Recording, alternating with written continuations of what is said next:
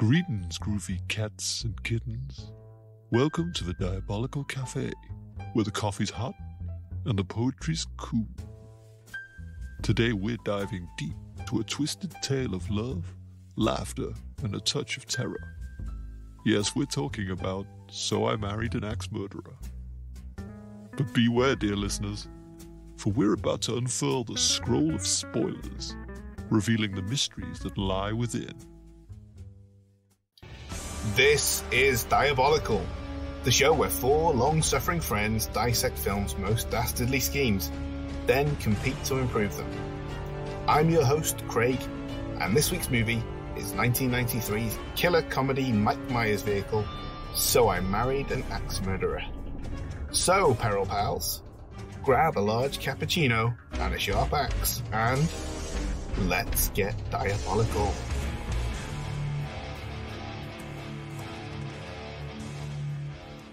Welcome to this week's episode. As host for this week, I'm the MC of the panel of Peril Poets Society, who will compete against me at the close of the show in a bid to become San Francisco's most prolific Black Widow killer, as we each try to come up with the best alternative plan for the movie villain of the week before we vote to name this week's most diabolical. As ever, I am joined by three murderous siblings. Please introduce yourselves and tell me, what is your favourite poem in cinema or television? Let's start with Ben. Hello, and Happy New Year, fellows. Happy New Year. Happy New Year. Happy New Year / Merry Christmas. My favourite poem comes from a film that also stars Mike Myers. Oh, shit. It's from Austin Powers, the first one. It's where he's in the bath with a lot of vagina, and he says, "Pardon me for being rude. It was not me. It was my food. It just popped up to say hello, and now it's gone back down below." Wow. Came to you first because when I prepped you for this warm-up question, you immediately said, "Oh, I've just thought what mine is." So I thought, I can't wait to hear this. Glad I went with you first. Okay, Gaz, let's hear from you next, please. Hi, Beaver Pusses. I'm Gaz, and my poem is from a television series which we're all a big fan of called Buffy the Vampire Slayer, read by a vampire named Spike in a poetry club, not unlike in this week's film, where he says, "My heart expands, 'tis grown a bulge in it, inspired by your beauty, effulgent." Yeah. Effulgent. Yeah. Do you remember the rest of it? Not really, no. Christ. My soul is wrapped in harsh repose. Midnight descends in raven's clothes. And then I can't remember the rest. Good show, that one. Very, very nice choice. And that brings us on to you, Cinemaster. What's your choice? Hello there, X-fans. It's Cinemaster here. And my favourite poem is from a film we have already covered, and I shall just simply repeat it and see if you can get it. He slams his fists against the posts, yet still insists he sees the ghosts. Oh, it rings a bell. Yeah. Oh, what's that? It's from It, and it's what Billy says to help him with his stutter, isn't it? Ah, yes, of course. Very good. Very nice, everybody. And as for me, mine is from the film that we covered last week, and also the week before, and the week before that. And that film is Groundhog Day. And it's when Phil Connors in Groundhog Day quotes Coleridge to tell a very pleased man the news about what he predicts the groundhog will see. Because he doesn't know he's travelling through time. He says, "Winter, slumbering in the open air, wears on his smiling face a dream of spring."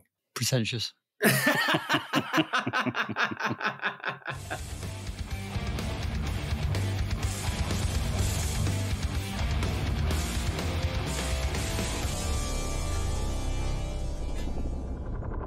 Now, as we are approaching our 5th season, I thought it would be a great time to introduce a new segment, which I'm calling What's Worse. I'll share 3 facts relating to So I Married an Axe Murderer, 2 of which will be true and 1 false. All you need to do is spot the false one. What's worse, playing John Johnson, a.k.a. Vicky, the Alcatraz prison guard, or passing on the role to play the villainous Colonel Chi in Surf Ninjas? Leslie Nielsen opted for the latter. Number 2. What's worse, playing John Johnson, a.k.a. Vicky, the Alcatraz prison guard, or passing on the role to play Chet Rocket Stedman in Rookie of the Year? Gary Busey opted for the latter. And finally, what's worse, playing John Johnson, a.k.a. Vicky, the Alcatraz prison guard, or passing on the role to play the dog in Look Who's Talking Now? Danny DeVito opted for the latter. So all of those are true, and we've got to find the false one. No, that's not how it works. 2 of them are true, and 1 of them is the false one. It's a new segment, so I wasn't sure of the rules. Right, yeah. It's quite tricky to keep up with that, yeah. So someone was up for the role of John Johnson. Everyone here calls me Vicky. Was it Leslie Nielsen, who instead was in Surf Ninjas? Was it Gary Busey, who instead in that year was in Rookie of the Year? Or was it Danny DeVito, who was in Look Who's Talking Now? But it's Phil Hartman who plays Vicky, so they're all true. But only 2 of them were offered it. Do you understand? Okay. Right.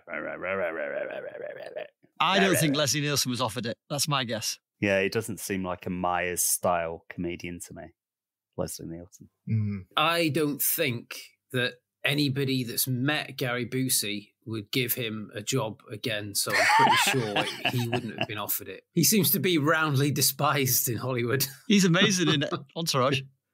Yeah, that's crazy. I think that's just him playing himself. Yeah, exactly. I'm going to say Gary Busey. I reckon he was probably going through one of his schizophrenic moments while this film was being made, and that way he was discounted. Well, this was 1993. I think Gary Busey was generally considered a little bit more compos mentis then. You're all wrong. Danny DeVito was never offered the role. Leslie Nielsen is a fellow Canadian of Mike Myers' Canada people. So big country, though, isn't it? Big country. That was nicely done. Was Jim Carrey also offered a role? I assume not. I think they were more rivals.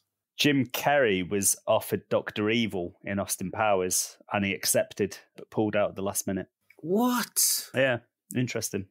Celine Dion, Bryan Adams. Celine Dion and Bryan Adams are not actors, and they're not comedians. But they are Canadian. He's got you there.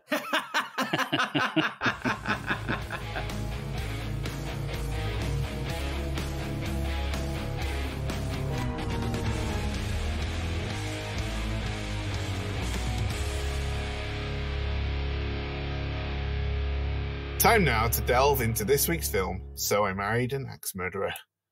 Starting out life as the man who cried wife, screenwriter Robbie Fox described his original vision as essentially Woody Allen in Hitchcock's Suspicion, and would have told the tale of a neurotic and paranoid Jewish man whose otherwise perfect spouse would in fact have been an axe-wielding serial killer.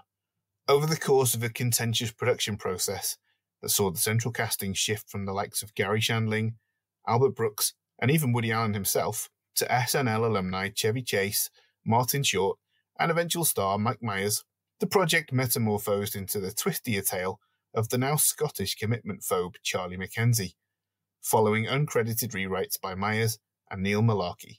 In addition to his shtick, Myers' influence can also be felt in the bohemian trappings of Charlie's life. Filming was also fraught, with director Thomas Schlammer's vision for a well-lit and shot kinetic motion picture clashing with Myers' comedic sensibility to the point where Myers reportedly refused to perform if he saw a dolly track being laid down for a scene. In spite of this, the result is a film with a cohesive plot, memorable characters, great performances, and some of the greatest cameos ever seen in comedy, and a hilarious script packed with quotable dialogue.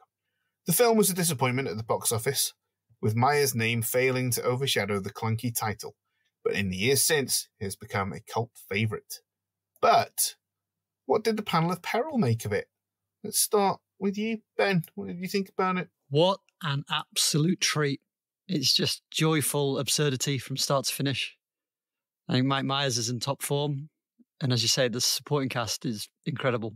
Particularly a favourite of mine, Alan Arkin, as the police captain who's learning to be meaner. Yeah. And again, as you say, the lines and the jokes are just so quotable. So like Guest House Paradiso, I watched this with a big grin on my face throughout. So overall, I give it, if you're looking for laughs to go with your oversized frappuccino, then this movie's for you. Beautiful. Out of 5. It's a film that's quite obsessed with oversized things. My favourite one is the poster of Atlantic City, perhaps? Yeah. Yes. Yeah, it's the huge oversized poster of Atlantic City, which is the profile picture on my own Twitter account, not the podcast one. I've always been a fan of that. All right, Cinemaster, did you also enjoy Something Married an Axe Murderer? Not as much as Ben. Okay, guys.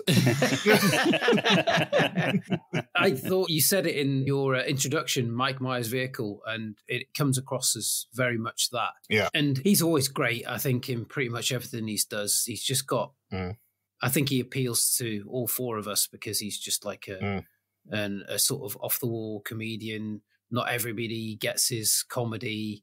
He's a bit strange, but I like that. And I like Mike Myers and I like what he brings to this film. And then the cameos fluff it up a little bit. But other than that, I just think it's really quite dull. Some of the cameos are fantastic. Yeah, and they do lift it. But then I guess it's trying to lift up a corpse that's lost a lot of weight very quickly. There's loads of flaps of skin, so you try and lift it up and immediately it drops. Like fat bastard at the end of Goldmember when he's lost a lot of weight.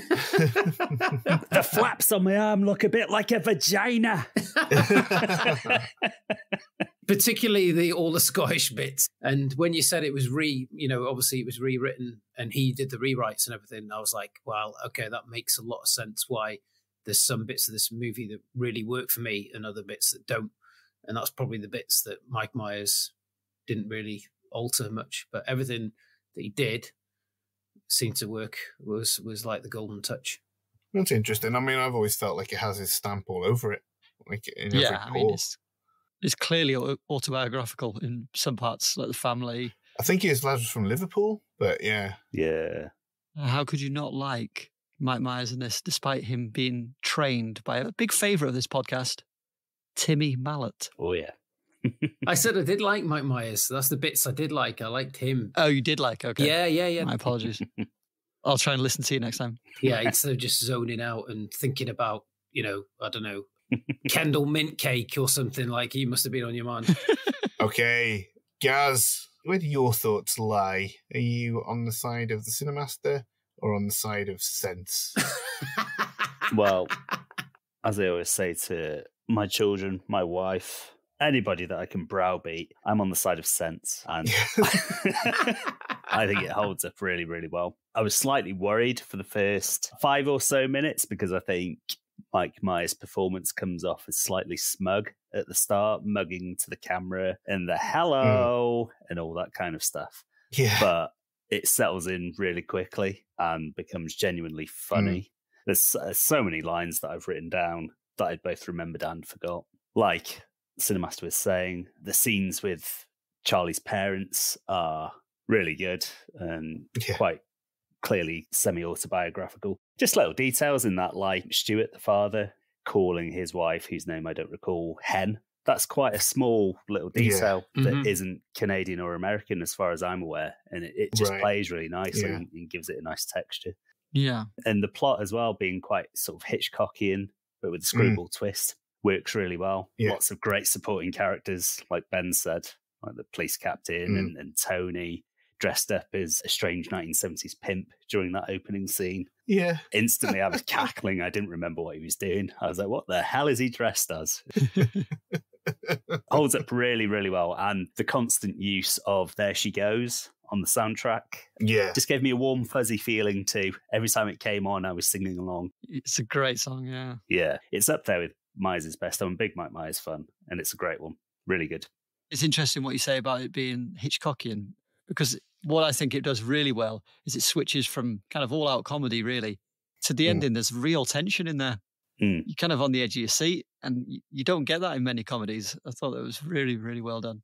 Well, the other thing you get, talking about Maya's performance in particular, is you get quite a lot of moments where Charlie is quite vulnerable. And I think Myers plays those serious moments really well too. I think I'd put him on par with Jim Carrey for his ability to do that. But yeah, this for me is my favourite Mike Myers film, probably my favourite comedy film. I just think it's great. So many lines in it, so many great sequences, and I'd say so many great cameos, which I'm sure we'll cover later on. I guess that brings us on to our favourite moments. So let's start with the Cinemaster. Yeah, it's the little flight that your man takes with Steve Wright. It's the pilot.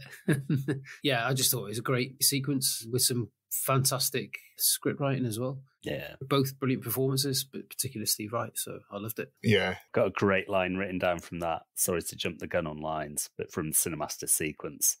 Tony says, "How long will it take to get there?" And Steve Wright says, this is mine. "Shouldn't take long."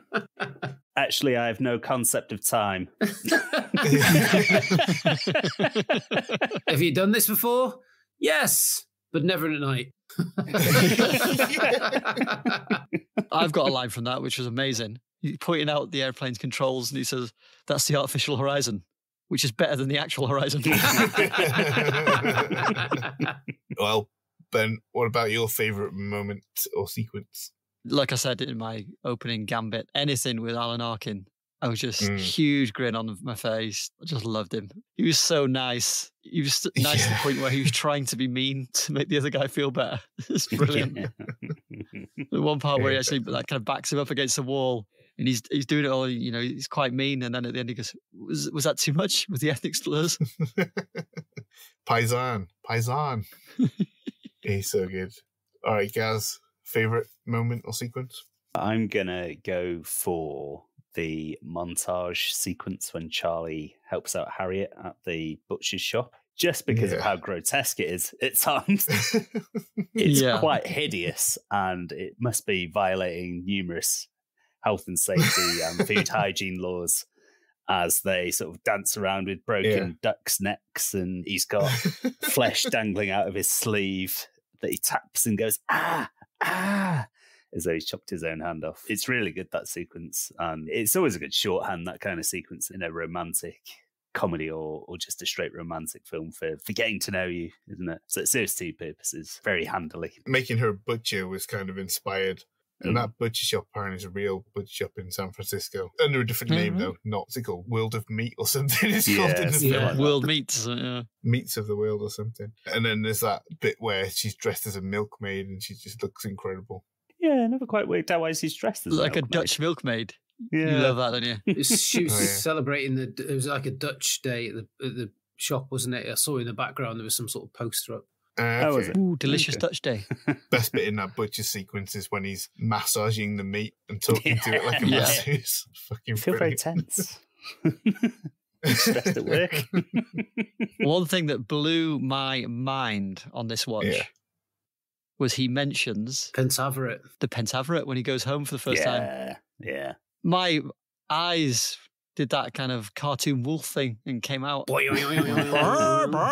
Yeah. I sort of vaguely remembered that they were mentioned, but yeah, it is with hindsight, a great moment. Pentaveret's great. If Peril Pals at Home, I haven't watched it on Netflix. It's really, really good. Really good. Cinemaster might disagree. It didn't get the love it deserves. That I think it's brilliant. Yeah, me too. Yeah, I disagree. Of course, I just thought it was it was a good exhibition of what Mike Myers can do, but it didn't have a lot of. It was all sauce and no spaghetti. Take that whatever way you want to. But the sauce is the best bit of the bolognese. Yeah, the spaghetti is just empty carbs, isn't it? Yeah, but if somebody went to you, "Oh, we're doing spaghetti tonight," and then they should give you a bowl of soup, and you went, "Where's this? We're supposed to be having spaghetti." And you, "Oh no, well, Has it got mincemeat in it? No, or corn. It's just the sauce. It's all sauce, no spaghetti." I'll just so you know where to cut all that. A couple of great sequences that I love that they have funny lines, but they're not like favorite lines. One is because this film's like in love with San Francisco anyway. You can see that from establishing shots and where the scenes are set and everything. But there's a great bit where Charlie asks Harriet to scratch him, and he directs her scratch him by telling her different parts of San Francisco and on his body to scratch him. That's really good. There's a couple of visual gags that are back to back. One is him using a thigh master, and when he sees something on the TV that surprises him, it flings off into the background. Yeah. And then very shortly after, he hides in Harriet's closet and all the shit falls all over him, just buries him. Really good visual gag, that. But my very favourite sequence in the film has always been when Charlie first meets Rose and it says that he's going to leave. And she says, no, stay for breakfast. What would you say? It's the $silver pancakes, bacon. And he's like, oh, yeah, that sounds really good. And then she just gives him a massive bowl of Fruit Loops because they didn't have any of those things. Fucking brilliant. I think that'll bring us on to favourite lines. And this time, let's start with Gaz. Quite an innocuous one from Stuart, Charlie's father, when he first meets Harriet. And he says, now, Charlie tells me you're a butcher. Do you eat your own sausage? Yeah, that's just great. everything he says, basically, is hilarious. Yeah. Yeah. You could throw a dart at his script and it'd be one of the top lines. Yeah. All right, Ben. My favourite, absolute favourite that was just stayed in my head since I've watched it is just a snippet from one of the opening poems. He's talking about like Betty Rubble and some other cartoons. And he says, they make me horny Saturday morning. Yeah. I love the way he's manipulated morning into morning just to rhyme with horny. It's And he brilliant. rhymes cartoons with ruins. Girls from cartoons won't leave me in ruins. I mean, I love the whole poem, but just particularly that little couplet was made me crease. It's great. They make me horny Saturday morning. Cinemaster, do you like any of the lines in this? You've pinched all of them already anyway. I said my Oh, favourite yeah, sequence, there's no and more then funny and then lines after everybody that. just rolled them all off, and I was like, well, thanks a fucking bunch. Yeah. Yeah, I've it's got because another one. we've all written you off for this episode after you said you didn't like Yeah, it. well, So we're just trying to that's- get through your bit so Yeah. we can start. so you can start jizzing all over this film. Yeah, I know what you like. I've got one written down. Look at the size of that boy's head. It's like an orange on a toothpick. I tell you what, that makeup holds up hell of a well. It's good, Yeah. isn't it? It's not Yeah. bad, just the jam jar glasses and I think they help a lot, don't they? And his gurning Yeah. that he does. Yeah. He kind The of rotten teeth and the holds bite. it all together, doesn't he? So, yeah, obviously lots to pick from, but I would say when they're playing the What's Worse game that I brought up in the icebreaker earlier, and they're asking each other, or they're prompting each other with things that are awful, like finding a used plaster under your steak. And then Tony's date just says, being electrocuted. And they just all look at her like, you fucking ruined the game. I was electrocuted once. It was Yeah. horrible. That's her from Entourage, isn't it? Yeah, it is Debbie Mazar, yeah. Any dialogue from this made it into your regular everyday vocabulary? Because some has made it into mine. Things that I just say all the fucking time. Quite a lot's made it into yours. Yeah. I have kitten breath. Say that all the time. And it's so evil. You would say it was evil. Like it the fruit of the devil. Say that all the time as well. Anybody want to go with another fave line? One from the dad, just because you have to. His head's like Sputnik. Spherical, but quite pointy in parts. Well, I'll go with one of the obvious ones. I thought someone would take it, but I'm going to go with the legendary Phil Hartman saying, my name is John Johnson, but everyone here calls me Vicky. He and the other inmates took turns pissing into the bitch's ocular cavities. This way to the gift shop. Another great cameo we haven't talked about is Michael Richards as the guy at the newspaper who's fucking around at the obituary So desk great. Yeah. and won't drop the idea that Charlie's saying he's a bad person for asking about the wife. I think we've all agreed that, well, certainly Ben and I, that Alan Arkin is the best part of this. And some of my favourite lines from him when Tony's saying, I always wanted to hang off that part of a helicopter, you know? Yes, I know that part.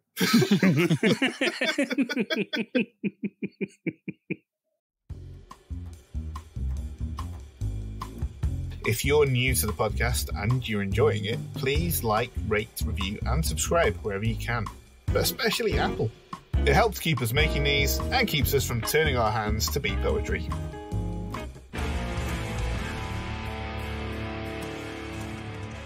In So I Married an Axe Murderer, Twisted Sister Rose enjoys a prolific career as a serial killer, bumping off any would-be suitor who might steal away the affections of her beloved Harriet, while forging Dear John letters to make it seem as though each man had jilted the poor paranoid butcher.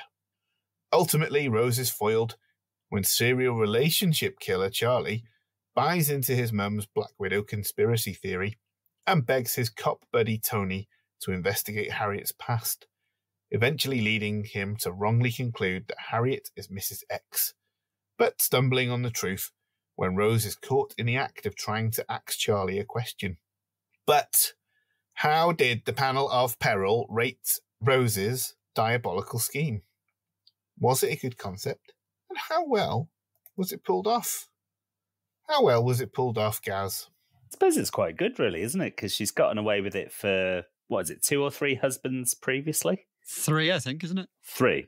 That we know of. With only the Weekly World News, presumably a National Enquirer facsimile, with only that to go on, gathering any notable evidence. Seems like she's basically getting away with it scot-free until she encounters a particularly paranoid weirdo like Charlie, who is prone to wheedling his way into little tiny things to not make a commitment because of. So I think it's just that final act of getting rid of Charlie, which makes it not a particularly good plan because, as I say, she's made a roaring success of it to date. All right. Thanks for your thoughts there, Gaz. And what about you, Cinemaster? Pretty much the same as Gaz. She's been doing a ruddy good job up until now, and then she seems to go a bit over the top in her efforts to bump Charlie off, and that's what does her in, really. Yep. And Eggs Benedict, do you have any different thoughts? I'm pretty much aligned with the 2 fellows that have just spoken previously. She's obviously got away with it 3 times that we know of. I'd say this time she seems to rush it. Does it have to be on the honeymoon? Maybe I've addressed that. I don't know. We'll see later. Yeah. The other big question mark about that is she leaves the note and she's like, you're not supposed to be in a room when this note has been written. Well, what steps does she take to prevent that from happening? None that I can see. Was it because, they get rushed back from dinner early, perhaps? I don't know. I don't know either. Is that foiled her plan? Maybe Possibly. It has. Maybe it's put some broccoli in some foil and then grilled that broccoli in the foil and then it's come out real nice. Well, since we're on the topic of broccoli, allow me to give my broccoli rating. Oh, that was a total non sequitur. Wow. But please that don't. is well, quite incredible. Conveniently aligned. Sometimes the planets just align. For the previous murders that Harriet knew nothing about, but then the minus broccoli for the rushed job at the end, she gets 11 florets of broccoli. Pretty good. I think you're being a bit too you're over-egging the pudding there, I think, somewhat. She got away with 3 murders. Well, you just come into it with a shit attitude this week, haven't you? That's the problem. We haven't talked about it really, and I want to highlight it because my answer is she's fantastic. What do we think of Amanda Plummer's portrayal of Rose, and is she a good villain?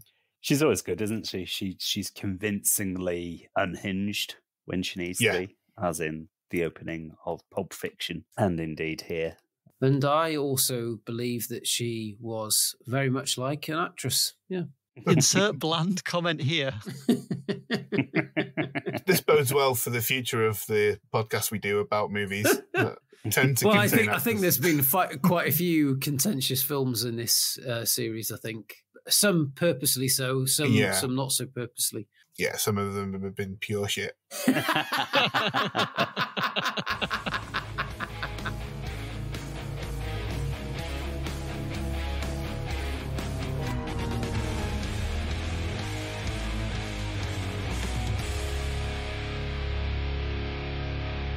This is the part of the show where the panel of Peril compete for the title of Season 4's Most Diabolical.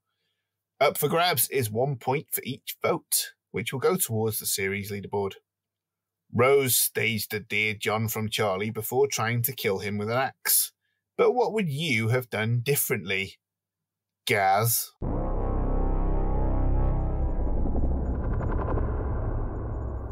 Seeing Charlie's father and his salty Glaswegian ways at he and Harriet's wedding gives Rose a little idea. She will follow the happy couple to their honeymoon hotel, as in the film, but only after first having murdered Stuart with the titular axe.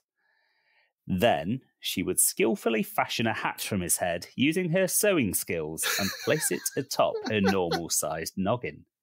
Then, whilst Harriet is getting ready for the evening meal during the thunder/lightning storm, she would cut the power to their room. Then she would come into said room with a boogity-boogity voice, blood dripping down her face, and scare Charlie out of the room and the hotel. Harriet would not hear any of this over the noise of the shower.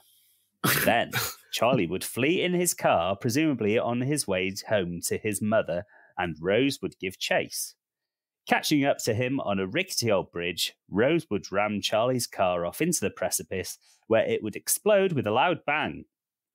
Fortunately, this bridge is in the middle of nowhere, and so no one hears it, and no one will ever look into the precipice to see if any cars have been rammed off into it. Then, Rose would simply head home and wait for Harriet to return, since her beau has vanished without word. Then, when Harriet does return, Rose will present her with the handwritten letter purporting to be from Charlie, as in the film.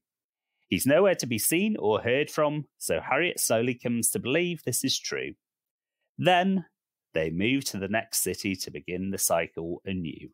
God, that's a stark ending. Bleak. Hey, you set the rules. Had to dispatch Charlie. I did. I think the film set the rules, but yeah. Gareth? Yes. May I ask a question? You may. Do you think Harriet would still be in the shower after the lights went out? Yes, because she's a lady, you see, so she has lighted many candles for the room, especially to have a shower in. Good answer. I thought you were going to say, because in the shower, that little emergency light comes on, that little tiny red one by the bullet. So she makes Stuart's head into a hat just to extra scare Charlie. Yeah. So it's basically coming up with a compelling reason to make Charlie leave the hotel, which would be the death of his father, and then murdering him away from the hotel, away from prying eyes. And then, everything just falls into place from there, doesn't it? Easy peasy. Bish bash bosh. How long's the drive from San Fran to the hotel? It's a few hours, we're led to believe, isn't it? I would think so, yeah. So Rose has had to kill Stuart a few hours previous. Do you not think that will have been discovered by the time they reach the hotel and perhaps a phone call might be waiting for them? No, because she's simply hidden the body. Bloody Rose. She's thought of everything, isn't she? Crafty, hiding the body. She's thinking outside the coffin. Thinking outside the box, yeah. Then I have just one more question for you, Gareth. Yes. Have you ever axe murdered someone? If you have, did they wear glasses? I'm going to say no, but I'm going to do a little cheeky wink. Wink. So when you didn't axe murder someone, yes, did their glasses stay intact after the frenzied attack, hypothetically? It's hard to hit someone wearing glasses, isn't it? So I'd have aimed around the glasses, hypothetically, to make sure that I didn't violate that very important rule. I think maybe you need to clarify which. So what I imagined this Stuart head was from the chin up, and I think Ben's imagining it from the glasses up, that you've hacked into his glasses with the axe. I'm imagining it's the whole head, but you're going to need the glasses to make that work, right? Without the glasses, he's not Stuart. You'll lop off his head, though, couldn't you? Like that? Yeah, and then the axe isn't going anywhere near the glasses, really. Yeah, but in a frenzied attack, Stuart's not standing there going, oh, chop my neck off. He's moving, he's weaving, his hands are coming up. I reckon those glasses, the size of them, you could probably hit them with, shoot a 50 cal bullet at them and it'd probably bounce off them. Yeah. I remember a lad at school, he once brought in some Oakley sunglasses and goes, They can take a shotgun blast a metre away. I said, what about your face? Yeah, the rest of your face would be absolutely destroyed, but... And he just stopped and went, Anyone like to cross-examine Gareth any further, or shall we move on? I think he's been tortured enough. his plan's in tatters already. Well then, what would you do different, Cinemaster?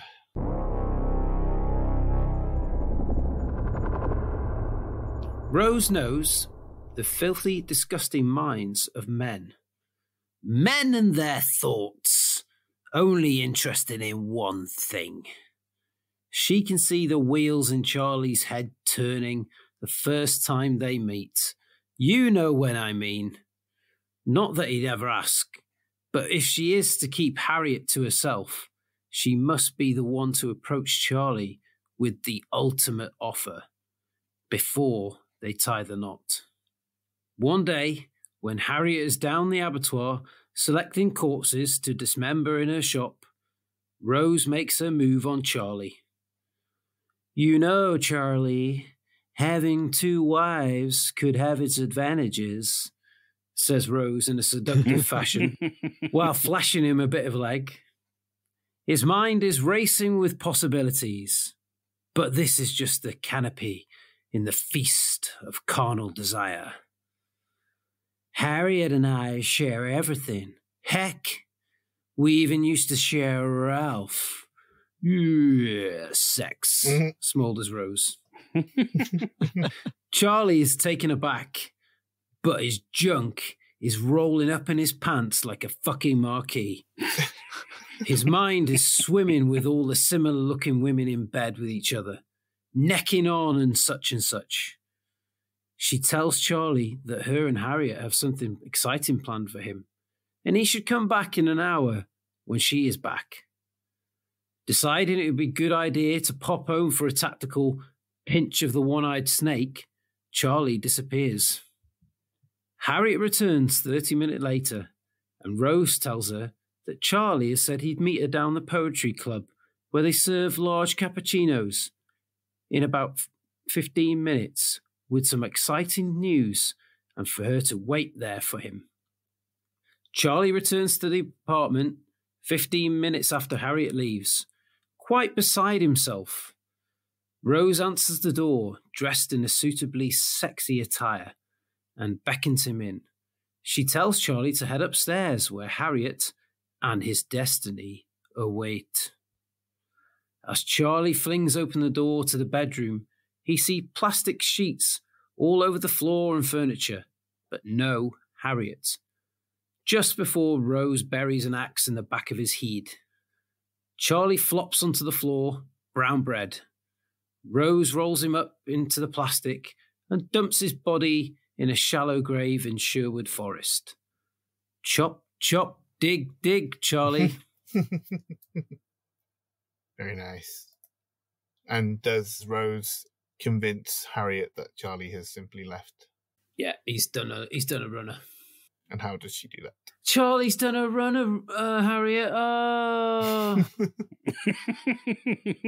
Well, then you've covered all the criteria of the question, no problems. She's accepted the fate of 3 other blokes, just like, oh, they've just gone, and that's it. And she's like, okay, another one's gone, fine. It's just like, you know, after 3, you're going to take the 4th one, and you're going to be like, I'm just a jinx. I'm just repulsive to men. Mm-hmm. Yeah, but generally, yeah. She must think there's something wrong with her. I know that feeling all too well. Rose is almost won now. She's almost won. Maybe there'll be another 1, possibly 2, but then after that, I think Harriet will just stop trying. What's Rose's plan for after this? Does she have a plan going forwards, or is it just playing it by ear? Just playing it by ear. Like I say, the whole thing, this plan was like Charlie cops an eyeful of her in the shower. And she's like, okay. Yeah, that was the point I wanted to bring up, is that when he cops an eyeful, he's not impressed. Mm-hmm. So what's a bit of ankle going to do to entice him in? At first, he's obviously embarrassed, isn't he? Like most blokes would be. They wouldn't be like standing there going, oh, yeah. And that's what I said in that. He's not the one that's got to make the first move. It's got to be her because he's attached to Harriet. So it's got to be the other way around. That's why I said he can't go to her. Do you fancy a threesome? He'd be out on his arse and branded a pervert before you know it. So it has to be her. And that's what she recognises, that if he comes on to her or approaches her about any of that or says anything to Harriet, then he's a pervert and he's no good and he's not marriage material. Get the fuck out. Quite bleak, that ending, wasn't it? Oh, yeah. Yeah. You're going to say this about all of them. I hope so. All right, well, has anyone got any more challenges for the Cinemaster? No. All right then, Smartos. What would you have done differently, Ben?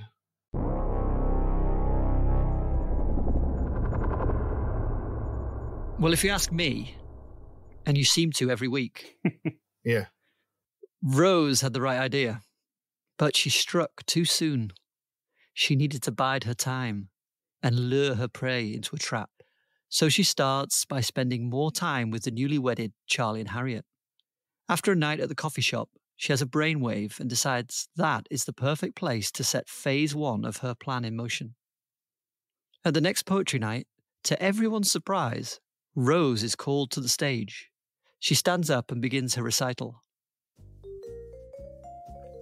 Scotland, Scotland, Scotland.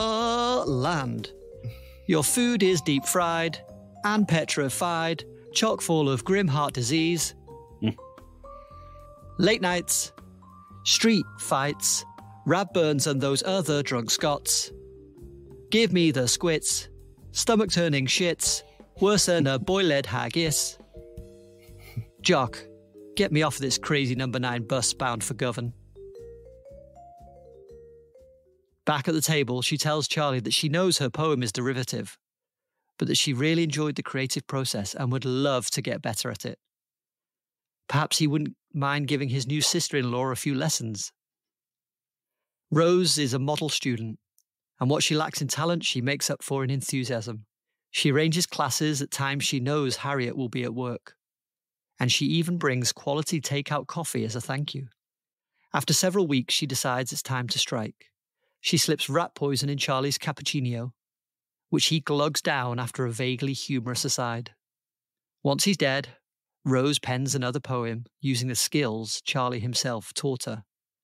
Harriet, Harriet, Harriet, I gotta go. Didn't you know I'm falling for your sister Rose? I don't want to hurt you, so I'm going to desert you, travelling far, far from here. Jane, get me off of this crazy thing called marriage to a woman I no longer love. She places it on the bedside table, packs some of Charlie's things in a case, and leaves to dispose of the body. That's 2 poems there, so you better fucking vote for me. Is rat poison given to a human, is that like an instant death or is it cumulative? Do you have to give like many doses? Oh, it's instant. Have you not seen Dumb and Dumber? I have, funnily enough, on this very podcast. Well, people take rat poison to thin their blood. It's called warfarin. Okay. Well, whatever poison. She's poisoned before, right? So she knows what poison kills. So it's that poison. Okay. She also has experience disposing of bodies, so no questions there, please. Cross out rat poison and put that poison. AN poison. She puts a very strong poison in his coffee. She added that back in. Would Charlie like Rose insulting Scotland like that? Yeah, because he laughs at his dad and he likes the humour. Because, you know, she's joking. Would he rate her poetry, or would he say that was some of the worst poetry that he's heard? Yeah, are you just basically ripping my poetry off and inserting stuff about Scotland? Yeah, that's why she says it's derivative. She knows, but Okay. that's why she wants to learn her own way. That's the only one he does, though, isn't it? He doesn't do any other poetry. That's the only thing he does, isn't it? That's his one-trick pony thing, isn't it? That's his shtick. Yeah.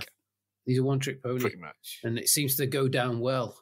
Every single time. Smooth. All right. Anybody got any more challenges for Ben? Mine's easily the best so far. So far. So just write that down in your notes. All of you. Quiet, all of you. Too smug. Yeah, that's weird. I've written too smug. It's like Turner's got a little camera behind me. Sorry, Cinemaster, you beautiful man. Enjoy your Cinemaster while you can. Oh. That was it, yeah. That was a It dark wasn't a dig. That was a double-edged sword, if not a I'm dig. very much mistaken. Add in the well you can. Wasn't meant to be. It just meant it coming to the end, and it's quite likely that. I know I'm going to lose my crown. Just let me enjoy it without being reminded. Thank you. Hey, Cinemaster, enjoy your good health while you can. That's what you say. Hey, Ben, look after those testicles while you've got them. He hasn't had them for 13 years now? Yeah. I went to his wedding, all right. All right. What would you have done differently? Me, Craig.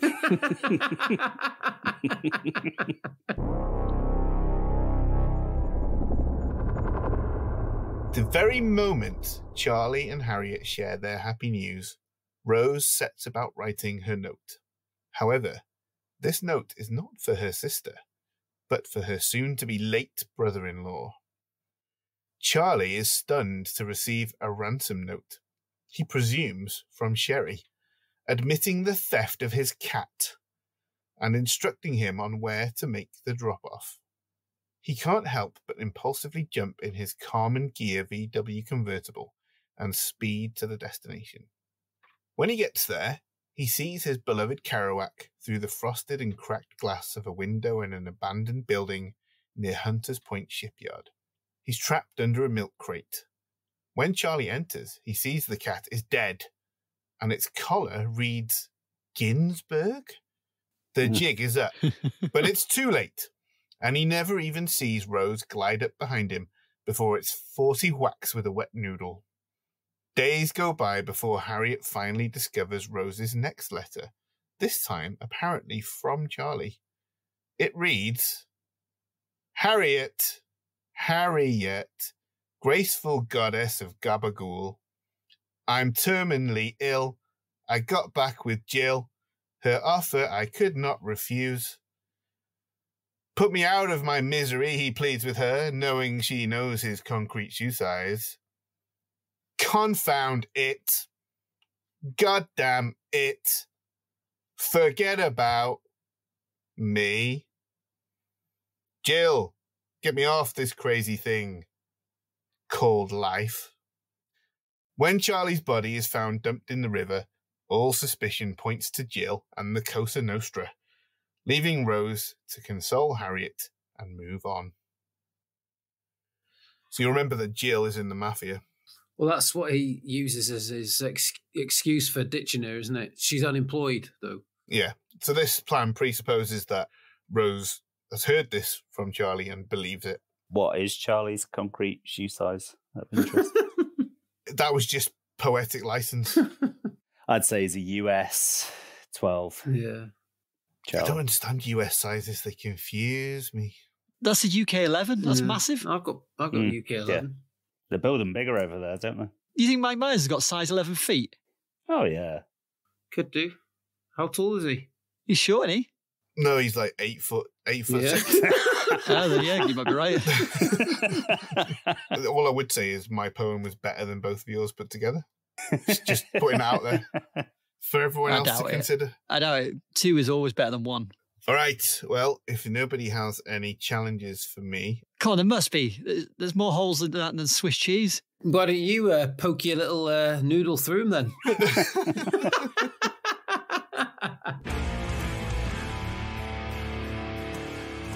Some truly diabolical schemes there, but who will get the votes? To recap the plans, first we had Gaz's Scotch bonnet. That is a hat made out of Stuart Mackenzie's head to scare Charlie and then run him off the road. Then we had Cinemaster's vegan propaganda / Gone Girl threesome. How rude. Saying that she's cutting up corpses in the butchers. And then cutting up Charlie on a bed strewn with plastic like Gone Girl. Then we had Ben's casual racist poetry slam, whereby Rose slags off the Scots. The proud some of Scottish whom people. are our greatest audience members. Yeah. Oh, can I just throw in now to all the Scottish people I know? I love you all. It's just a joke. And finally, we had my misspent euthanasia. So, how has that affected the season 4 leaderboard? We've all assumed the votes, right? I'm assuming a clean sweep. 2 poems is far greater than 1 poem. Everyone knows that. You already counting out the other 2. just know that's the contest. Quantity over quality every single fucking day of the week. All right. Well, since he's all mouth, let's hear first from Ben who you voted for. I have voted for Craig, but I've also written shit poem in the speech bubble. Shit poem, but you still vote for him. And Gaz, who have you voted for? I also voted for Craig. Oh, 2 for me. Oh my God. Well, I have voted for Gaz. Very good. And finally, Cinemaster. And I have also voted for Gus. It's another split. It's another shit. split. Disgrace. You should have written 3 poems. 3 poems. 2 poems and I didn't get a single point. 2 poems. That were just basically ripped off, templated from the film. Even without the poems, mine made way more sense. That's ridiculous. That's insane. It was shit. And am I supposed to be hosting the next episode? Because I ain't turning up for it. Host it yourselves. Guys, what has that done to the season 4 diabolical leaderboard? Well, there's 2 boys in the lead who will have to wrestle for a decider on next week's final episode, and that is myself and Craig. Oh my God. With 22 points apiece. I can smell Countertacular re-incorporating from the mist. He's getting cocky, isn't he? And it stinks. So in 3rd place with 18 points is the Cinemaster. And in 4th place travesty. with 14 points is Ben. Wow. I can't believe I'm still facing all this from the first season jealousy. I can't just let it go, guys.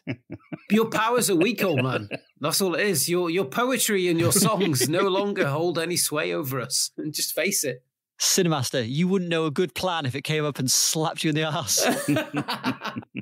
Next week, it's our season 4 finale, and Ben will be hosting. So, what villainous plot will we be tasked with rethinking? Well, we're going to be heading to the seedy underbelly of Hong Kong, and we're going to watch Enter the Dragon. Yeah, boy.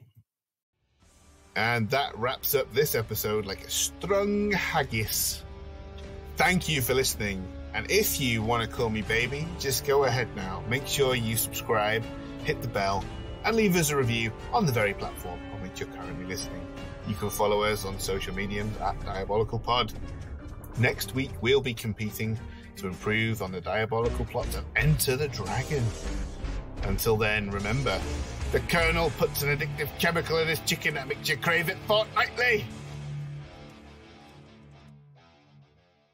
There she grows.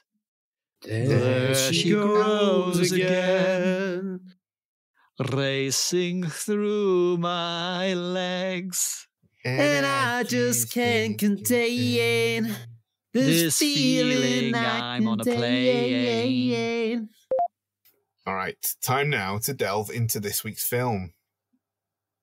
Fucking Jesus. So I married an axe-murderer.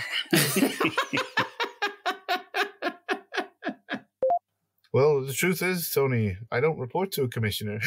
Report to a Three committee. more of a quorum. Oh, you're only asking Gaz for his opinion, are you? Well, up yours. I didn't ask anybody. I Just just threw it said out there. I left it as Yeah, an he open did. question. If you want to call me baby, just go ahead now. And if you want to say me maybe, just go ahead now. Is it him or is it me? I'm the one who can't you see? Ain't got no funeral family tree. And to beep, beepers. The souffle of murder has collapsed. Good night.